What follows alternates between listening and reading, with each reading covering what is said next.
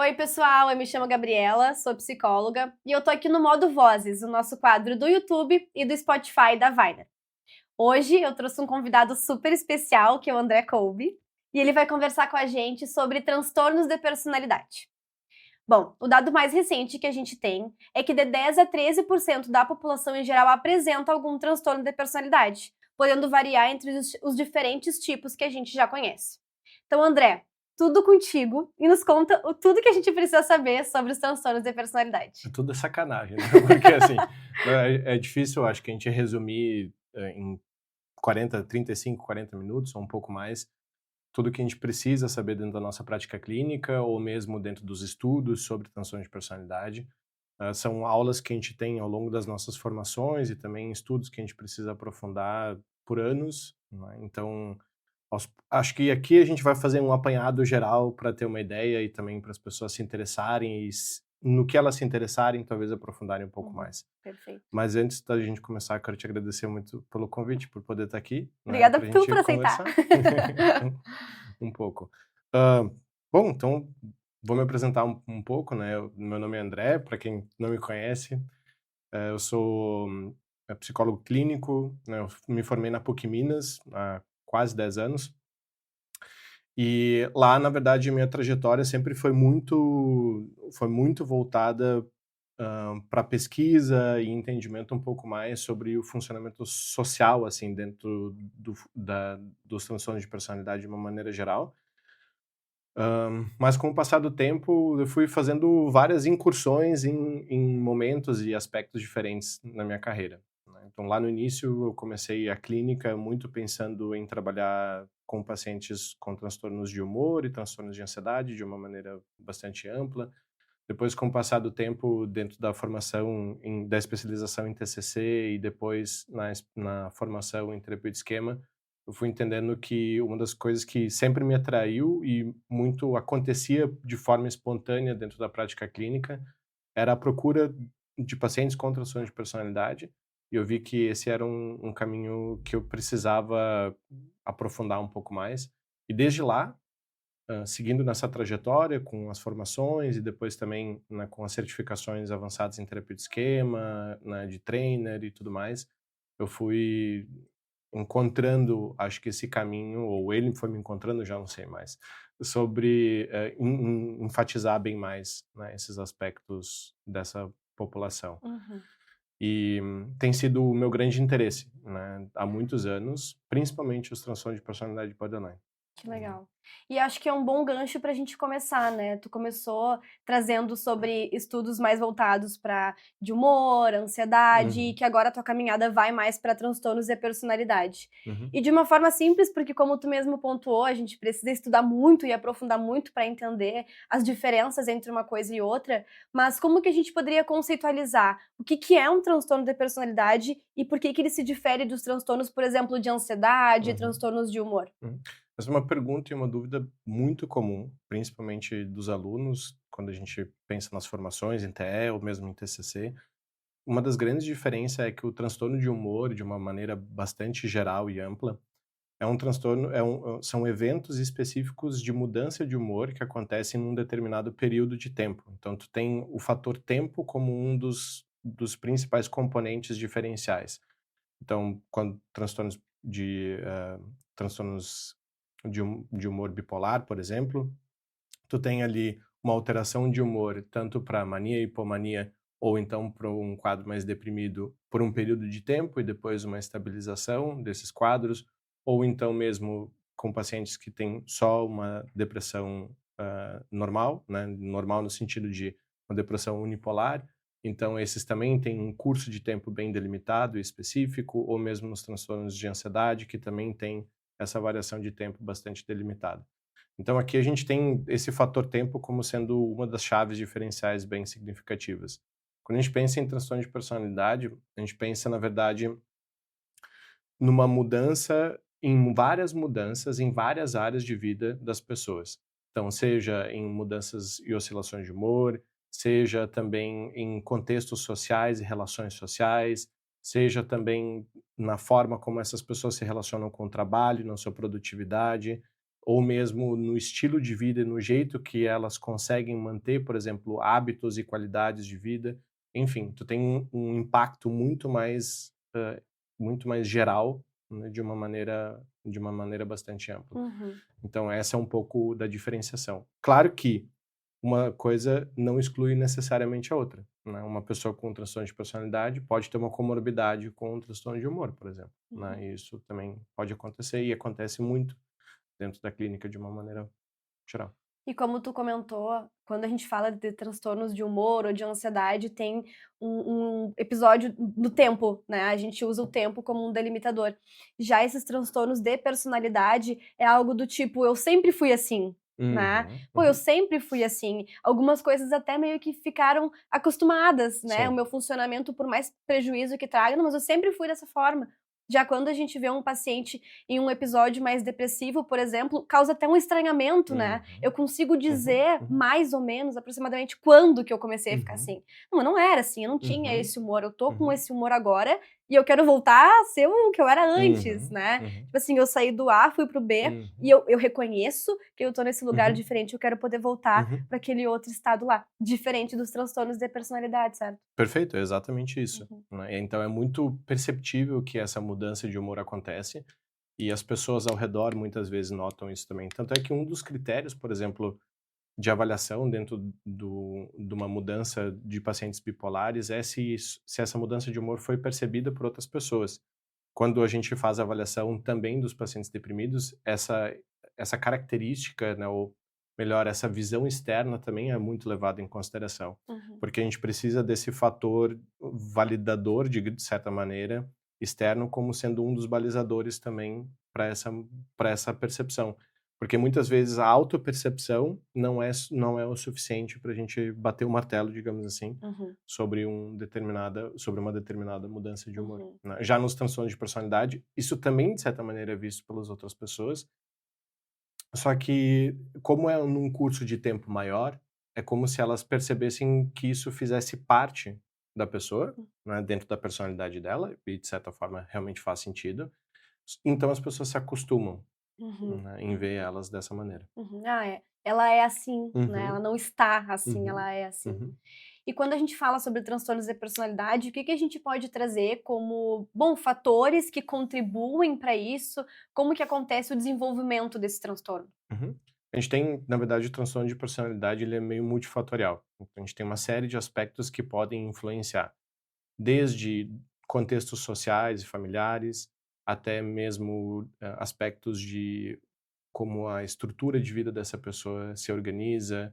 Tem uma carga genética que joga junto, pesquisas têm mostrado cada vez mais que isso realmente é também um fator relevante. Não é 100%, só porque, por exemplo, uma mãe tem um transtorno de personalidade borderline, isso não significa que o filho ou a filha vai ter, mas é um dos fatores que é levado em consideração também. Outras comorbidades, eu acho que também são fatores relevantes, se tem algum fator mais voltado para ansiedades ou outros aspectos de humor.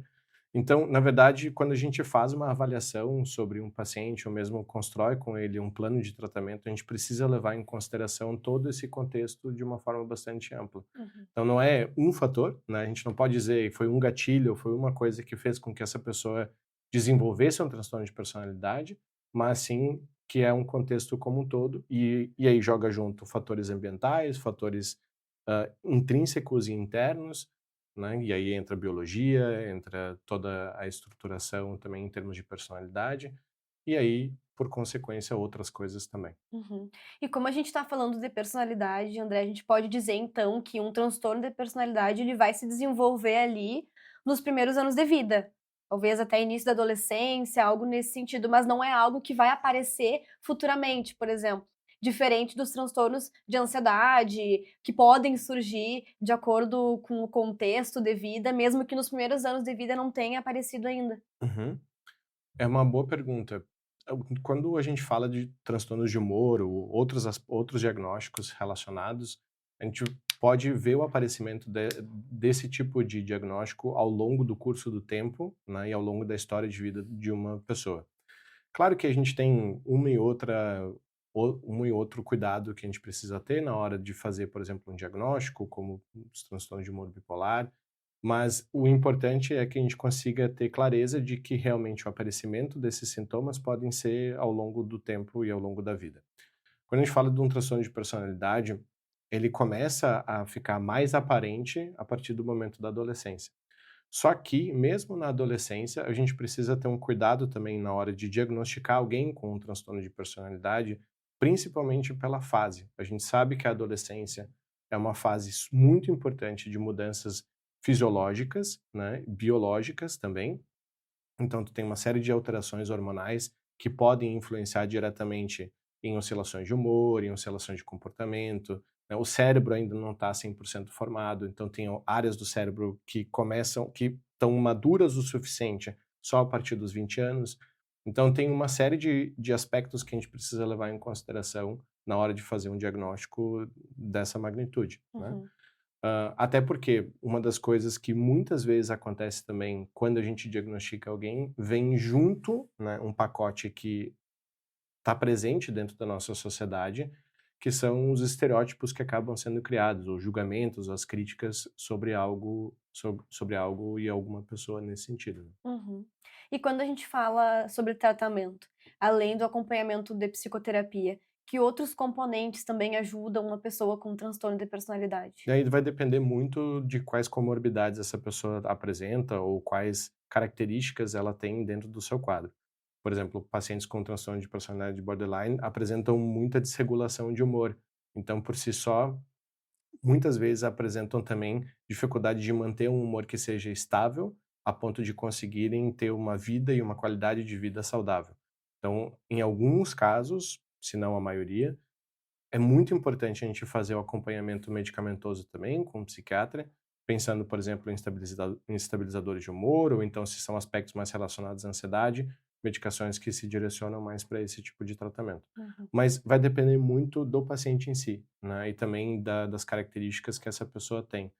Pacientes narcisistas, por exemplo, né, normalmente variam muito entre depressão e ansiedade, e esses, por si só, quando necessário, também vão precisar dos seus tratamentos. E assim vai ser de acordo com todos os transtornos de personalidade, né. Uhum, uhum. E quando esses pacientes chegam para psicoterapia, tem alguma coisa que normalmente surge: "Ah, né, meu namorado me mandou um conflito mais relacional", Aham, ou aham. "Não, minha família", ou "Eu percebi que eu tô tendo prejuízo". Tem algo que em comum entre os pacientes que procuram por psicoterapia? Uhum.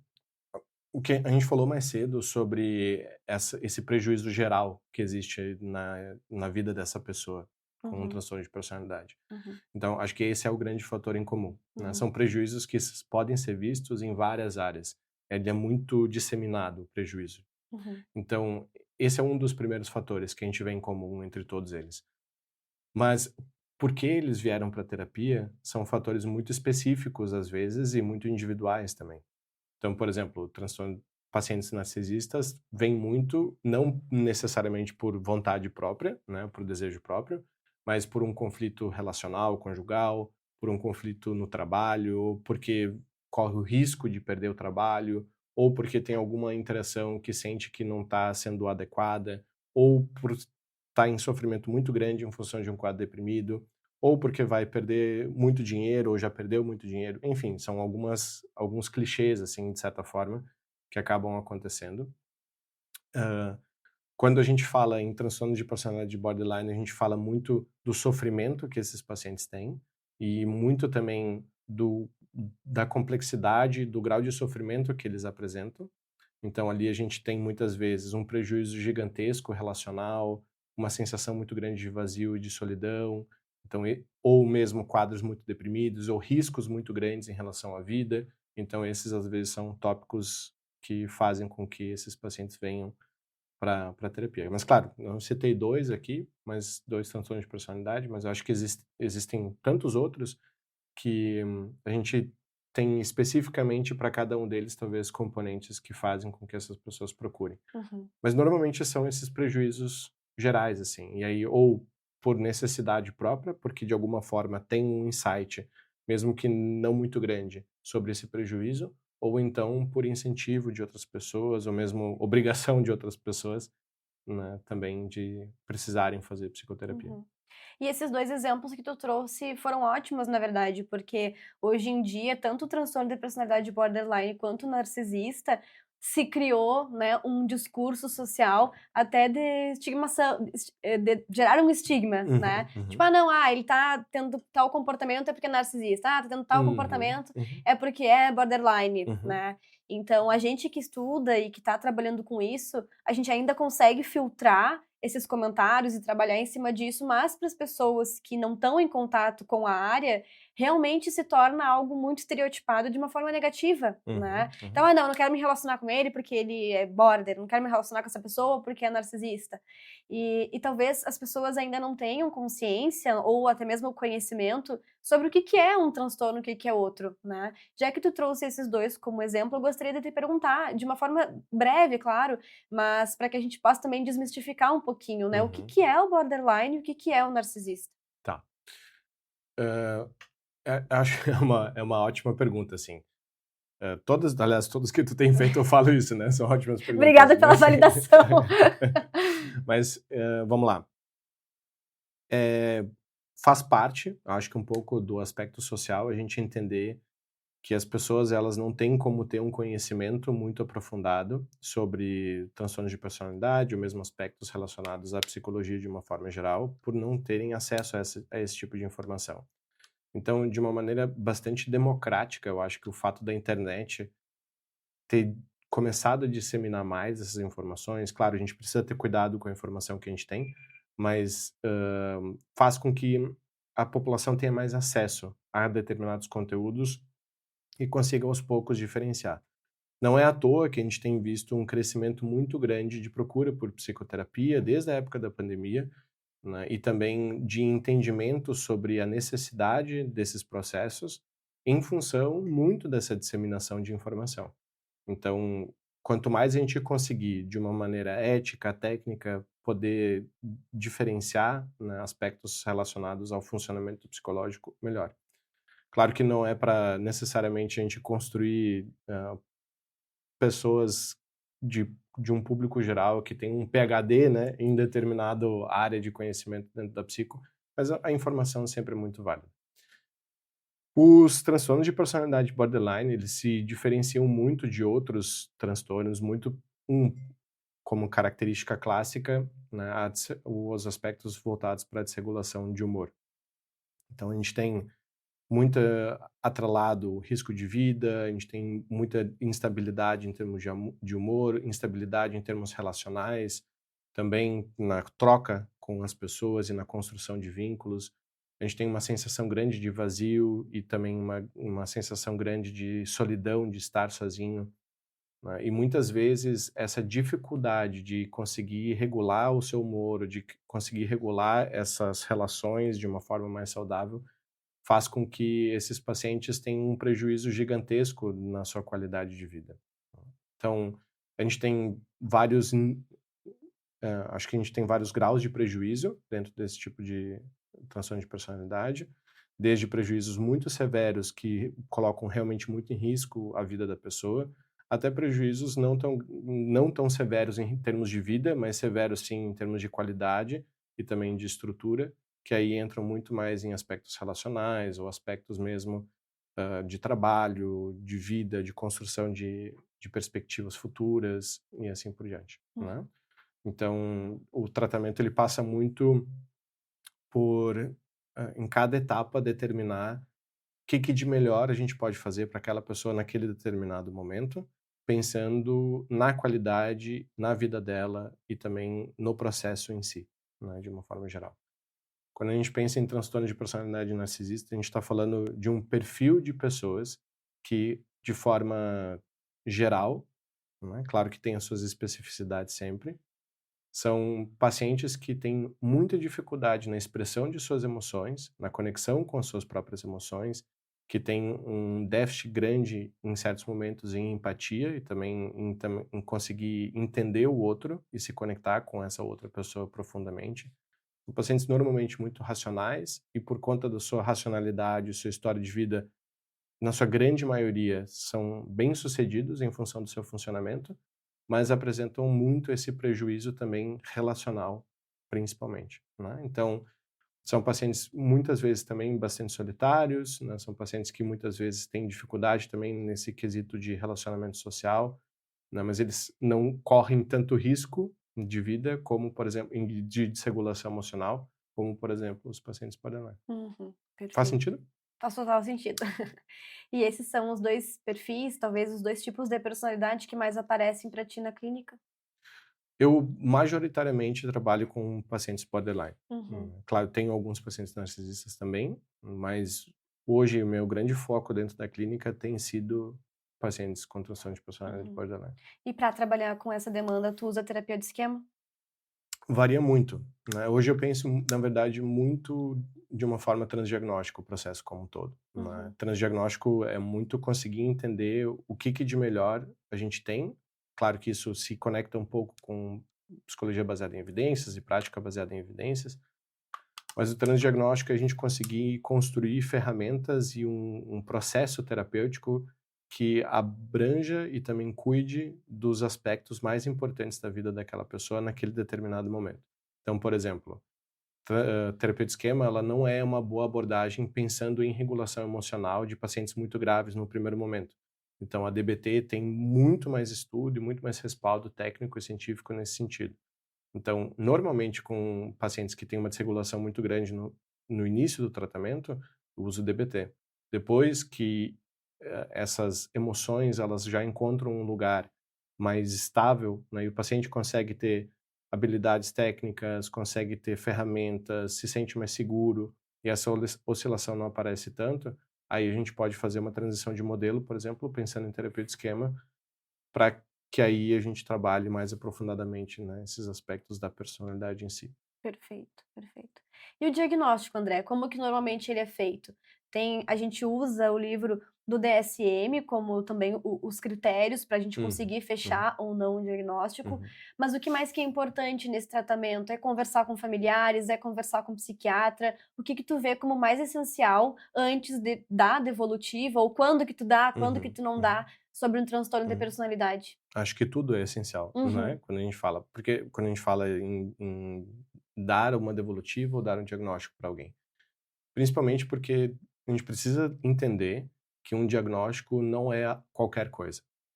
Então, um diagnóstico é um assunto sério, e é um assunto muito, muito importante e pode ser um divisor de águas da vida de uma determinada pessoa. A gente precisa ter muito cuidado e também muita atenção na hora de fazer um diagnóstico diferencial e mesmo oferecer essa devolutiva para o paciente. Dito isso, é muito importante que a gente consiga conversar com o psiquiatra, se já tiver alguém dentro do caso antes, né, da procura por psicoterapia. Se o paciente autorizar, ter o feedback talvez dos familiares em algum momento também é essencial, mas não necessariamente num primeiro momento de tratamento. Aí vai depender muito da idade desse paciente, vai depender muito no momento de vida que essa pessoa está, se tem muito risco envolvido ou não. A anamnese é ponto-chave desse processo, principalmente no início. Então, a gente conseguir coletar o máximo de informações possíveis de toda a variedade da vida dessa pessoa, do contexto dela, do humor, das relações que ela teve. E isso a gente precisa pensar desde o início da infância dela e como é que foram essas primeiras fases de desenvolvimento até hoje, onde ela se encontra e onde ela está com a gente dentro do processo de terapia. uhum. As autopercepções também são essenciais, né, e entram nessa fase de avaliação. A gente pode usar alguns instrumentos, digamos assim, de apoio. Então a gente tem a SKID, né, que é uma entrevista semi-estruturada e barra estruturada, que é baseada no DSM, e aí a gente pode fazer perguntas bem diretivas com relação a algum transtorno de personalidade ou transtorno de humor. Então, essa pode ser uma ferramenta utilizada, mas além disso, a gente se baseia muito nos critérios do DSM e no CID também, né, que são guias de amparo, digamos assim, Uhum. para que a gente possa construir esse entendimento. E aí a outra fase, que também é muito sensível, mas essencial, é conseguir dar a devolutiva para o paciente, né, trazendo e construindo junto com ele, para ver se isso faz sentido, né, e se essa pessoa consegue ter a clareza sobre esses aspectos e também sobre as mudanças das características dela ao longo da vida e também consegue reconhecer isso hoje na vida dela. Perfeito.